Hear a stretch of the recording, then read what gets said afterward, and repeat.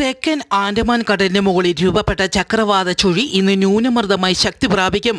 ഇതിന്റെ സ്വാധീന ഫലമായി കേരളത്തിൽ വരുന്ന 5 ദിവസം ഒറ്റപ്പെട്ട സ്ഥലങ്ങളിൽ ശക്തമായ മഴയ്ക്ക് സാധ്യത.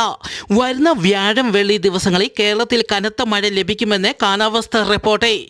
നിലവിൽ ലക്ഷദ്വീപിന് മുകളിൽ ഉണ്ടായിരുന്ന ന്യൂനമർദ്ദം പടിഞ്ഞാറ് ദിശയിൽ നീങ്ങി ദുർബലപ്പെട്ടു. കനത്ത മഴയെ തുടർന്ന് മുല്ലപ്പെരിയാർ ഡാമിൽ ജലനിരപ്പ് ഉയരുന്നു. കഴിഞ്ഞ വെള്ളിയാഴ്ച 120.65 അടിയായിരുന്ന ജലനിരപ്പ് ശനിയാഴ്ച 127.65 അടിയായി ഉയർന്നു. കഴിഞ്ഞ 24 മണിക്കൂറിൽ 7 അടിയായി ജലനിരപ്പ് മുല്ലപ്പെരിയാറിൽ ഉയർന്നു. ശബരിമലയിലെ പ്രത്യേക കാലാവസ്ഥ മുന്നറിയിപ്പ് ഇന്ന് ഉച്ചയ്ക്ക് ശേഷം സന്നിധാനം, പമ്പ, നിലയ്ക്കൽ എന്നിവിടങ്ങളിൽ നേരിയ മഴയ്ക്ക് സാധ്യത. ചിഡോ ചുഴലിക്കാറ്റ് ശക്തി പ്രാപിച്ചു. മഡഗാസ്കറിനും മൊസാംബിക്കിനും ഇടയിലുള്ള ഫ്രഞ്ച് ദ്വീപായ മയോട്ടിൽ ആഞ്ഞടിക്കുന്നു.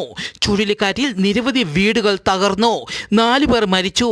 മരണസംഖ്യ വീണ്ടും ഉയരുമെന്ന് അധികൃതർ അറിയിച്ചു. 1934 ശേഷം ഉണ്ടായ ഏറ്റവും തീവ്ര മഴയാണ് റിപ്പോർട്ട് ചെയ്യുന്നത്. കൊമോറോസ് ദ്വീപിലും ചുഴലിക്കാറ്റ് നാശം വിതയ്ക്കുന്നു. ചിഡോ ചുഴലിക്കാറ്റ് ആഫ്രിക്കയിലെ മൊസാംബിക്കിനെയും ബാധിക്കുമെന്ന് കാലാവസ്ഥാ കേന്ദ്രം അറിയിച്ചു.